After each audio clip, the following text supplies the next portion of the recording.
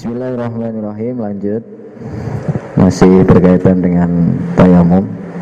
Setelah fardu tayamum, nah, ini halaman 54 mengenai perkara-perkara yang disunahkan dalam tayamum dan hal-hal yang membatalkan tayamum.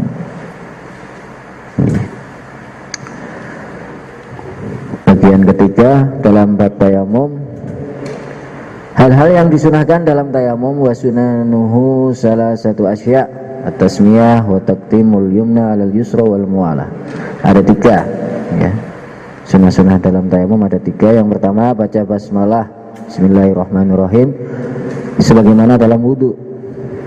Minimal bismillah, maksimal bismillahirrahmanirrahim. Kemudian yang kedua mendahulukan bagian sebelah kanan, tangan kanan terlebih dahulu, kemudian baru tangan kiri. Untuk wajah ini bareng ya, sebagaimana dalam wudu kalau wajah bareng, tidak sebelah kanan dulu baru kiri, karena wajah ini dihitung satu anggota. Hal-hal yang dianggap satu anggota termasuk wajah, juga termasuk telinga kalau dalam wudu. Cuman kalau dalam tayamum kan cuman wajah dan kedua tangan saja. Kemudian yang ketiga berturut-turut mualah. Berturut-turut ini bukan tertib ya, beda antara tertib dan berturut-turut. Kalau berturut-turut itu secara langsung, tidak kredit, tidak nyicil tangan muka dulu kemudian jarak lama baru tangan. Nah ini namanya kredit. Sunahnya langsung sebagaimana dalam wudu ya. Kemudian pembahasan yang keempat dalam tayamum, perkara-perkara yang membatalkan tayamum. Yang membatalkan tayamum ada tiga. Cuma nanti yang pertama itu secara umum mencakup seluruh hal yang membatalkan wudu, itu juga semuanya membatalkan tayamum juga. Walladhi yaqtilu tayamum salah satu asya ma abtalal wudu. Yang pertama, apa saja yang menyebabkan wudu batal maka juga menyebabkan tayamum jadi batal. Kemarin ada berapa? 6 ya. Yang membatalkan wudu kemarin kan ada 6. Yang secara ittifaq ada 5. Yang satu, yang nomor 6 kemarin itu ada yang mengatakan batal, ada yang mengatakan tidak. Masalah menyentuh dubur ya. Yang pertama, berarti keluarnya sesuatu dari dua jalan, kemudian hilangnya akal, dan tidur yang tidak menetap, bersentuhan antara kulit laki-laki dan wanita secara langsung yang bukan mahram, kemudian menyentuh kemaluan, kemudian menyentuh dubur. Nah, kemudian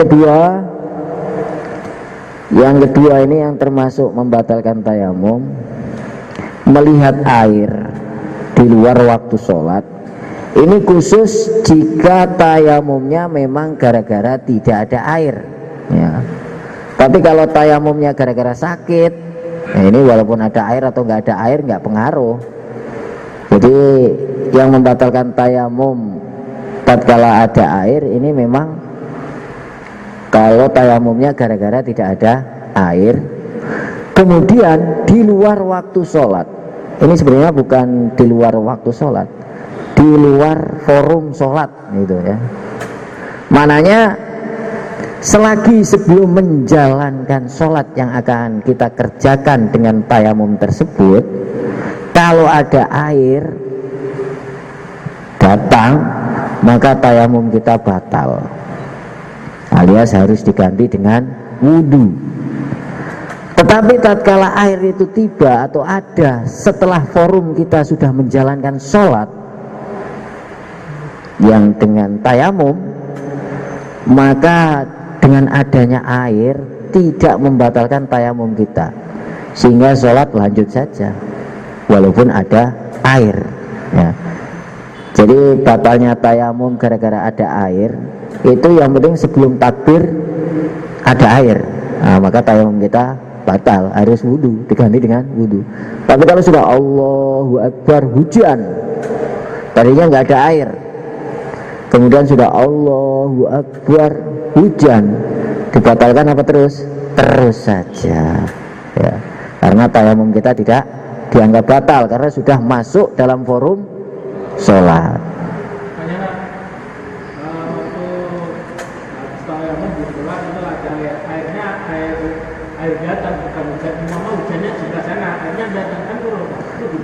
Ya, sama saja, yang penting ada air ini. Ya, dan najis apa tidak?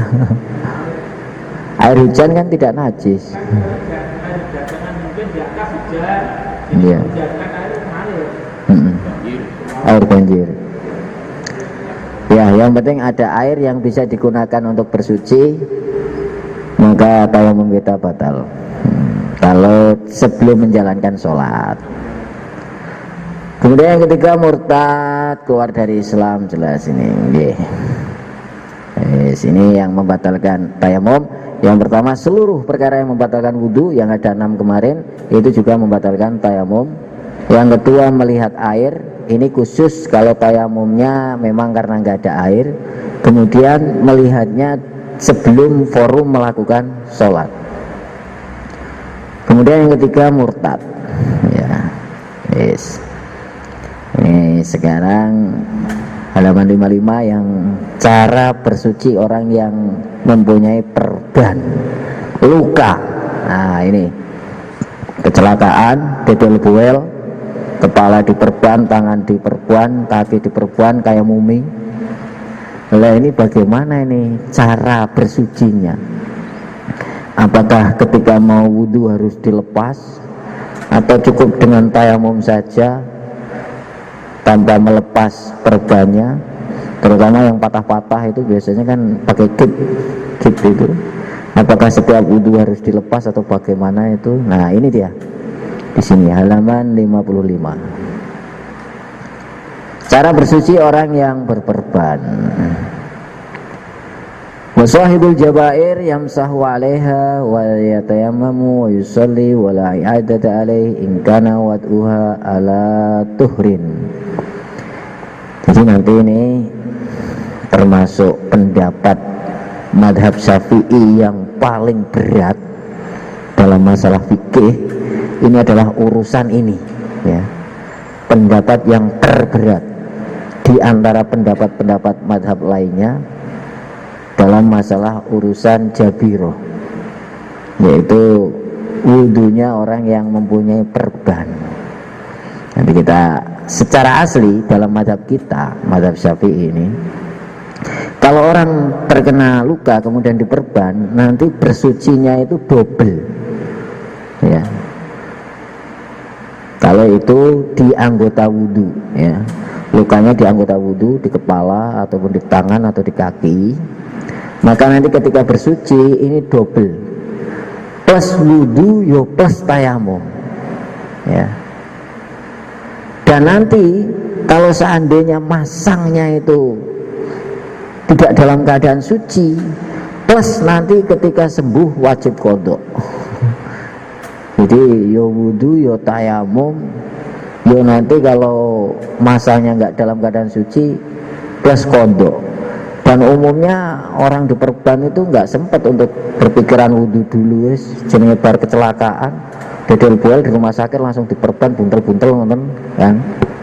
Mestinya ya dalam keadaan tidak punya wudhu, sehingga nanti ya ketika itu wajib sholat dengan cara bersuci ya wudhu ya tayamum. Kemudian nanti ketika sembuh wajib qodho.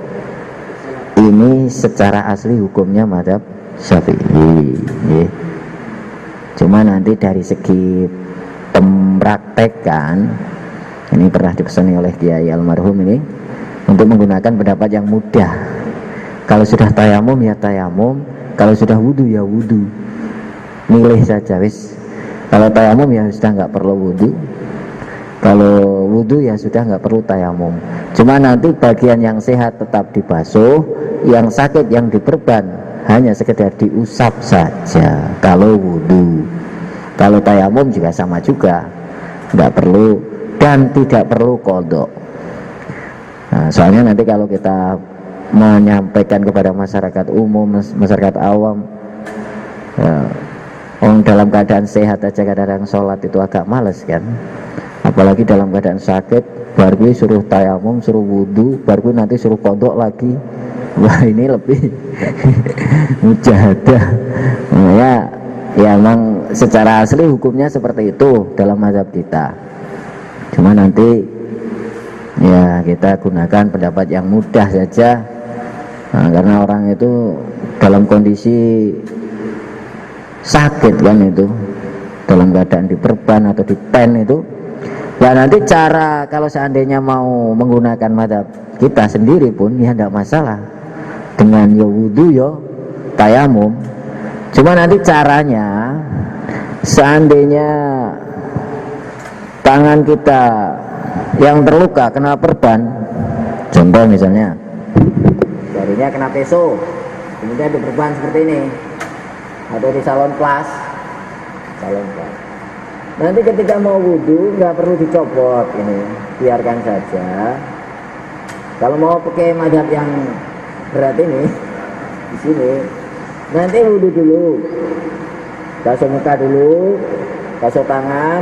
Nah sampai ke anggota yang terkena luka, ini kita boleh milih, kita basuh dulu tangan yang sehat, kemudian yang sakit kita usap, kemudian baru tayamum. Jadi tayamumnya itu nanti di tengah-tengah forum wudhu, ya. Bukan selesai wudhu dulu baru tayamum, tidak. Tapi ketika sampai ke anggota yang terluka, ya.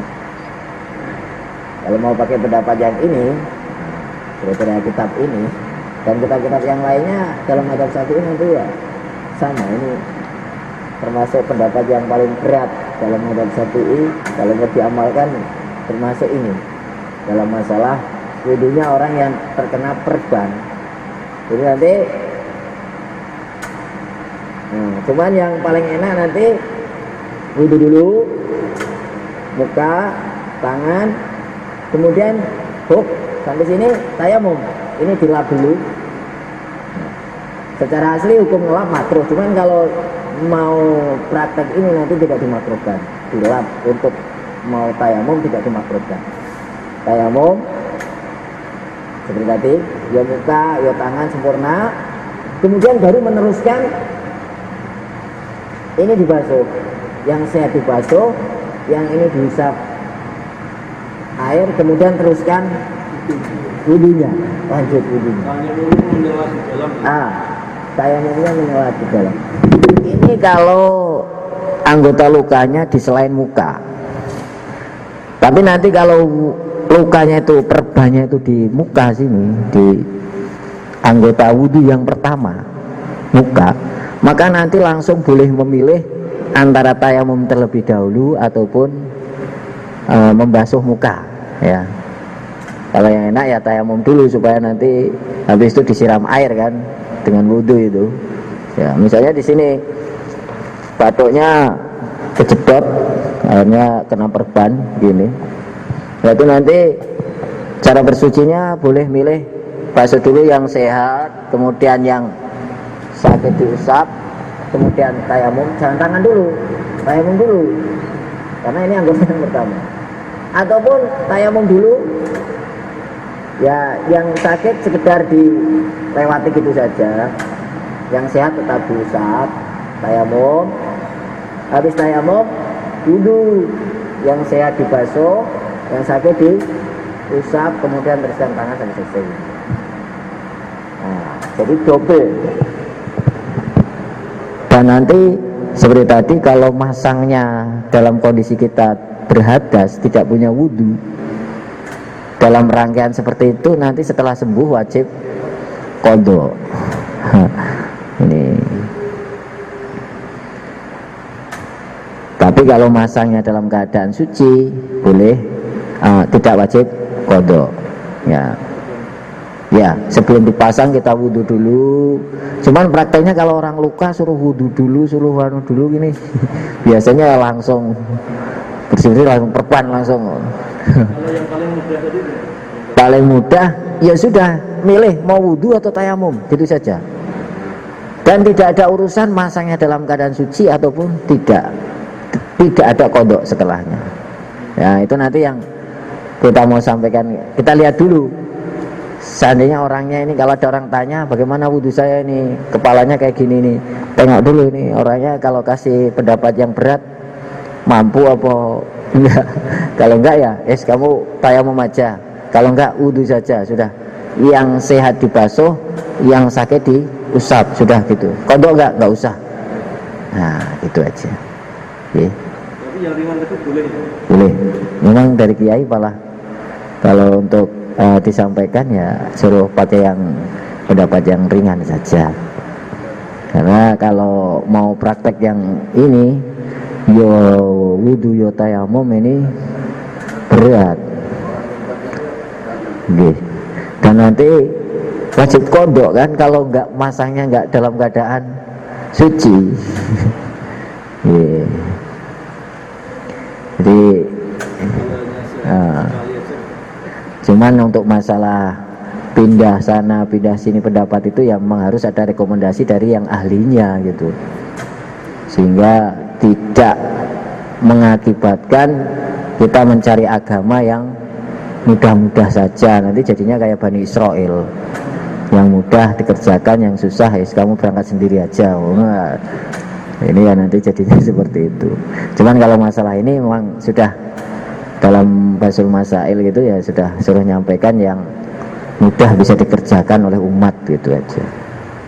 Untuk saat ini kalau pakai pendapat yang berat ini ya berat.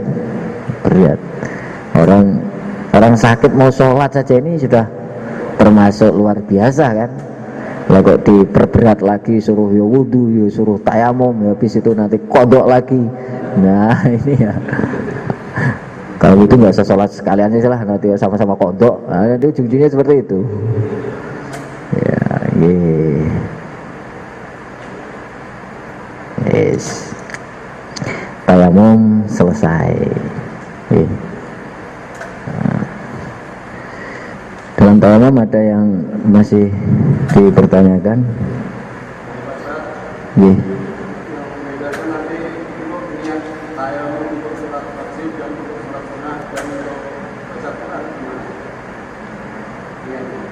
Yang paling mudah kita tayamum untuk sholat gitu saja, supaya nanti segala hal bisa.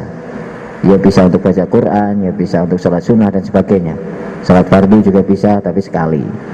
Tapi kalau nanti niatnya hanya dibatasi untuk yang sunnah-sunnah, nanti tidak bisa digunakan untuk yang fardu. Itu aja.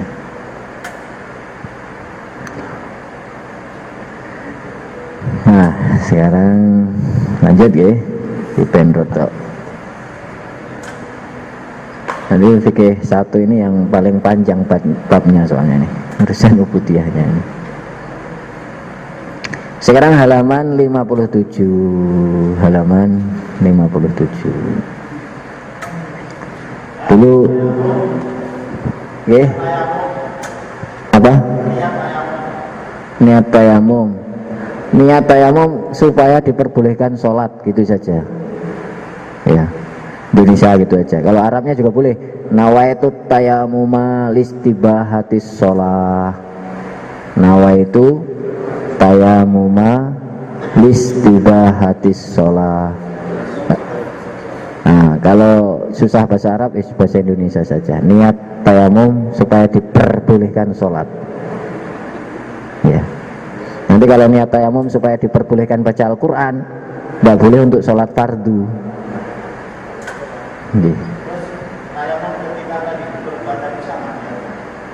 Sama, pokoknya tayamum ketika kapan saja niatnya ya seperti itu.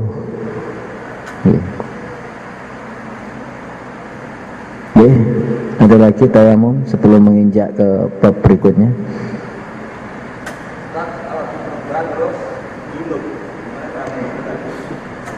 Sama, ya. Kan tayamum itu untuk pengganti wudhu ataupun pengganti mandi. Ya tergantung mau mandi. Kalau mau mengikuti pendapat yang ini, kalau mau mengikuti pendapat yang ini, ya mandi ya tayamum, gitu ya. Yang sehat dibasuh, yang sakit diusap, kemudian tayamum double. Ya. Kalau mau mengikuti pendapat ini, nanti kalau dalam masalah mandi, berarti dia juga double, yo mandi yo tayamum. Prakteknya yang sehat dibasuh, yang sakit diusap, kemudian tayamum.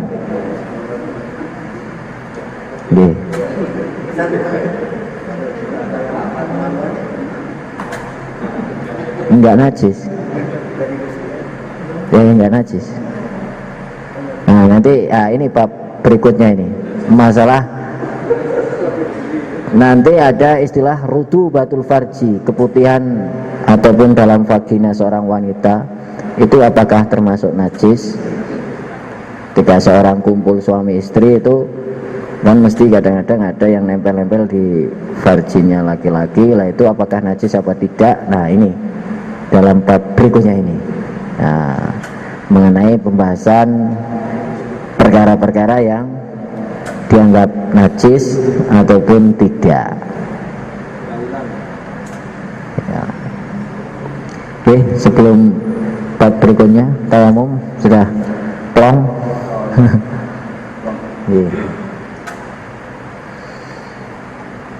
Bismillahirrahmanirrahim. Sekarang bab ganti bab nih, sudah nih bab masalah najis. Sebelumnya dulu sudah pernah saya sampaikan mengenai pembagian najis ya.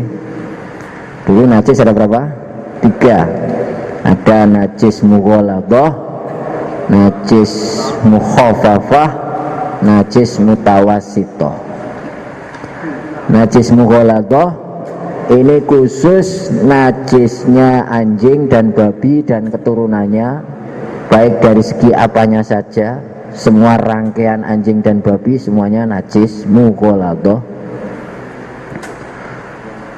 Cara membersihkannya dengan dihilangkan zatnya terlebih dahulu, zatnya najis kalau ada, kemudian dibasuh 7 kali, disiram air 7 kali, yang salah satunya dicampur dengan debu, entah yang keberapa saja, yang penting diantara 7 itu ada yang dicampur debu. Kena jilatan anjing, maka dihilangkan dulu basah-basahnya. Kalau seandainya masih basah, terjilat anjing dalam kondisi basahnya masih nampak, maka dihilangkan dulu basahnya, itu dilap, jangan langsung disiram. Kalau disiram nanti jadi rata najisnya. Dihilangkan dulu, dilap dulu dengan kain, sudah hilang baru disiram 7 kali. 1, 2, 3, 4, 5, 6, 7. Nah di antara 7 itu ada air yang dicampur dengan debu. Kalau belum ada yang dicampur dengan debu, belum dianggap suci. Belum dianggap suci. Sudah bersih, tapi belum dianggap suci. Airnya dicampur, debunya dicampur di air, diaduk di air. Tapi jangan sampai sangat banyak sampai jadi lumpur.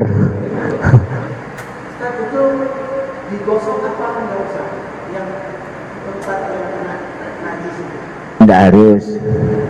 Yang penting zatnya dibersihkan. Kalau kegigit anjing, ini harus dibersihkan dulu basah-basahnya anjing yang menempel di tempat gigit, kemudian disiram 7 kali tadi. Kalau orang makan daging anjing dengan sengaja atau tidak sengaja, cara mencucikan tubuhnya bagaimana? Minum 7 kali udah. Minum gimana itu? Lah ya, ini orang terkena anjing, najisnya anjing saja itu dibasuh 7 kali, apalagi sampai tingkatan makan. Ini ya tobat saja. Memang dalam Al-Quran tidak ada larangan anjing itu, tapi dalam nas hadis baginda Nabi mengatakan bahwa yang terkena aja dibasuh 7 kali, ini apalagi sampai makan ini. Masya Allah. waduk, karpet bekas untuk tidur anjing itu termasuk najis yang besar. Kalau kondisinya salah satu di antara karpet ataupun anjingnya ada yang basah, ataupun di situ ada tertinggal bulunya, ya harus dihilangkan, disucikan 7 kali tadi. Tapi kalau kondisinya kering sama kering, misalnya kita menyentuh dalam keadaan kering sama kering, ya tidak masalah. Ya. Yang masalah di antara salah satu kita ataupun anjing, ada yang basah keringatan atau ada air kita pegang baru nanti jadi najis mughalladhah itu. Adapun bekas telapaknya, kalau memang di situ daerah banyak anjing, ini ya selagi nggak jelas, nampak betul itu injakan anjing, dan dalam hal ini nggak perlu diteliti pakai mikroskop, cari-cari, nggak perlu. Yang penting nggak jelas itu nggak bekas anjing, nggak masalah. Dan menurut mazhab Imam Malik, anjing itu nggak najis, karena memang daerah mazhabnya Imam Malik itu banyak anjingnya. Dan ini memang kalau kita di sini mungkin nggak merasakan ya, kalau anjing itu dinajiskan nggak masalah ya gitu, karena memang jarang kan. Tapi memang kalau di tempat-tempat yang di situ mayoritas anjing, ini kalau pakai mazhab Imam Syafi'i yang mengatakan najis, ini sangat berat sekali. Seperti kemarin keluar di Irian itu, yang mayoritas anjing liar wis masuk masjid, masuk wanu. Ini kalau pakai mazhab Imam Syafi'i, masjid harus dipel terus 7 kali. Cuman ya bagi kita pokoknya anjing najis gitu ya. Bagi mazhab kita anjing najis. Cuman mungkin nanti kalau seandainya di tempat-tempat yang memang betul-betul sudah nggak bisa dihindari gitu ya, sudah nggak bisa dihindari ya, nanti setiap cuci terus sampai 7 kali terus ya. Ini saya alami kemarin di Irian itu ya, anjing tuh masya Allah sangat liar sekali, hampir setiap hari masuk masjid itu berkali-kali ya, bukan 1-2 sampai 10-15 itu masuk masjid. Ini makanya saya kemudian ini mungkin mazhab Malik mengatakan tidak najis ya, bukan halal ya. Antara tidak najis dan halal beda ya. Bukan berarti kalau tidak najis terus halal, wah berarti halal. Bukan, nanti rica-rica guguk nanti. Orang terkena aja disuruh nyuci 7 kali. Kemudian yang kedua najis mukhafafah, najis ringan. Ini khusus, nanti ada halaman 59 itu sebenarnya di situ mengenai khusus kencingnya anak kecil laki-laki. Kencingnya anak kecil laki-laki yang kurang dari 2 tahun dan belum makan makanan pokok selain ASI, makanan pokok ya. Tapi kalau hanya sekedar makan-makan sebagai selingan, diulek ke pisang karo pisang hijau karo sego anget diulek-ulek ngono niku, kalau itu hanya sekedar sebagai selingan bukan sebagai pokoknya masih ASI, itu nanti masih dianggap mukhafafah ya. Kalau susunya susu sambungan, maksudnya enggak, itu bukan ASI ya, sudah terlepas nanti itu. Tapi ini khusus tadi apa, anak kecil laki-laki syaratnya ya, kurang 2 tahun, belum makan makanan pokok selain ASI. 3 ini syaratnya ya. Dan khusus kencingnya, kalau kotoran selain kencing apa, taiknya, beolnya, kalau beolnya nanti najis mukhafafah ya. Lah untuk najis mukhafafah cara mensucikannya sama, semuanya najis. Nanti kalau ada zatnya najis, bentuknya najis, harus dihilangkan terlebih dahulu. Misalnya ngompol di lantai, masih basah, ya dihilangkan dulu itu, dilap dulu, baru diperciki air. Kalau untuk najis muhafafah bukan dialiri, diperciki saja sudah cukup ya. Misalnya kita gendong bayi, gendong anak kita, cucu kita, laki-laki kurang 2 tahun, belum makan apa-apa, ngompol, sarungnya sudah komat. Ini gimana ini? Mau ganti sarung nggak ada. Ya tinggal itu dihilangkan zatnya dengan diperas sekiranya lembab, kemudian diperciki air, sudah suci. Ya, sudah bisa untuk sholat dan sebagainya. Ini kalau najis muhafafah. Karena najis anak kecil itu lebih tidak bau dibandingkan kencingnya wanita. Karena wanita itu masih kecil aja sudah bau itu. Nggih, beda.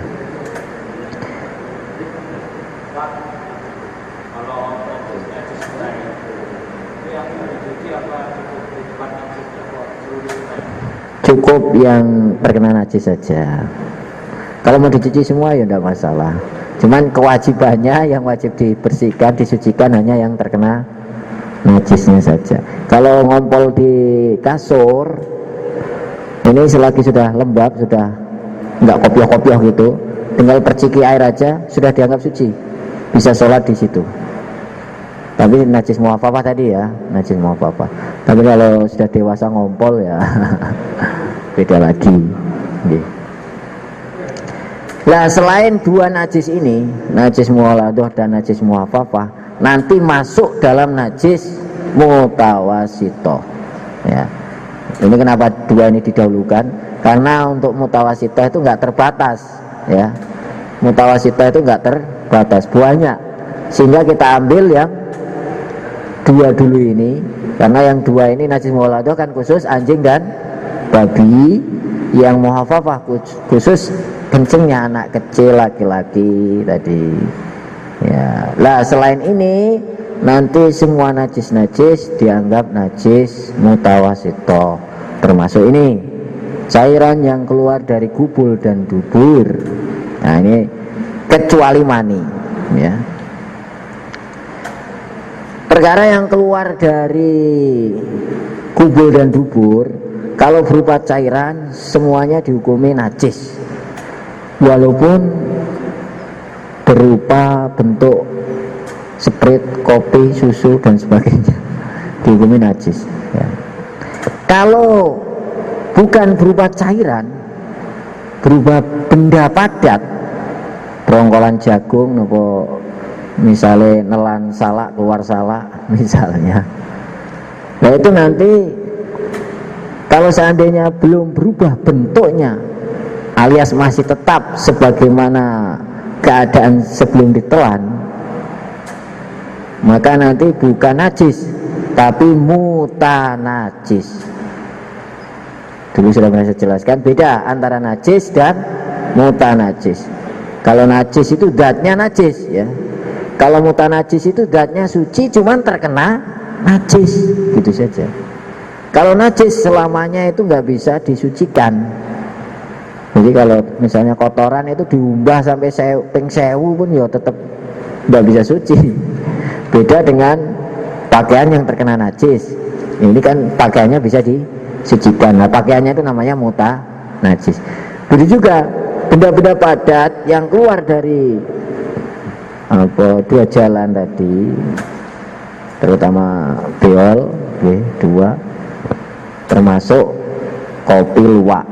Nah, kopi luwak itu dulu katanya prosesnya betul-betul ditelan luwak kemudian keluar ya. Ada yang pernah langsung tahu melihat jelas proses kopi luwak. Nah itu kopi luwak itu bagaimana itu? Katanya konon prosesnya dengan ditelan luwak kemudian dibeolkan, kemudian lah itu beolannya itu diproses. Lah tergantung ya. Kalau seandainya biji kopi yang ditelan itu keluarnya dari yang luwak itu masih utuh sebagaimana sebelum ditelan, itu namanya mutanajis. Sehingga kalau disucikan kemudian diproses jadi kopi, ya tidak masalah. Tapi kalau keluar dalam keadaan berubah bentuknya, ya rencek-rencek kemudian dikumpul sudah pecah-pecah, nah ini jadi sudah najis, nah, jadi kotoran namanya, bukan kopi luwak lagi, kopi kotoran luwak jadinya. Tapi kalau secara proses karena ya belum hancur ya, masih yang dimakan hanya kulitnya aja. Kulitnya aja. Iya, seperti itu. Itu najis mutawasitoh. Lah cara mensucikan najis mutawasitoh sama semua. Yang pertama langkah awal dihilangkan zatnya terlebih dahulu. Dulu sudah pernah saya praktekkan juga.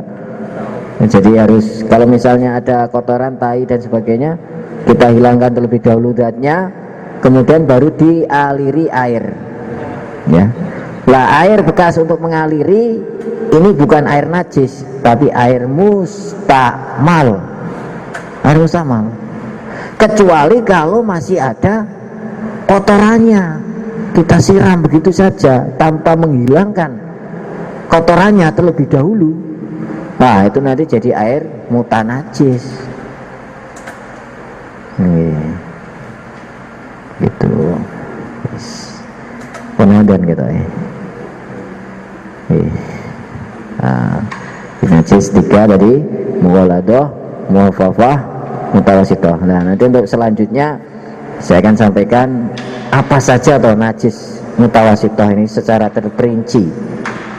Jadi di sini banyak ini yang termasuk kriteria supaya kita bisa menentukan ini najis apa enggak. Seperti ingus itu najis apa tidak. Nah ini nanti termasuk kriteria, karena tidak semua kotoran, kotoran maksudnya kotoran yang tidak dari dua jalan loh, tidak semua dihukumi najis. Nanti termasuk ingus, kemudian ludah, kemudian congek itu biasanya. Ya nanti kan ada pembahasan. Kemudian kalau luka itu kan ada airnya loh biasanya. Kalau melepuh itu lah airnya itu termasuk barang najis atau tidak. Ya nanti selanjutnya insyaallah. Ya alhamdulillahirobbilalamin. Semoga Allah subhanahu wa ta'ala pahamkan kita, dan Allah pilih kita senantiasa untuk menjadi thalibul ilm sampai akhir hayat kita, dan kita bisa mengamalkan apa yang telah kita ketahui. Ala hadiniyah wa kulinatin salihal fatihah.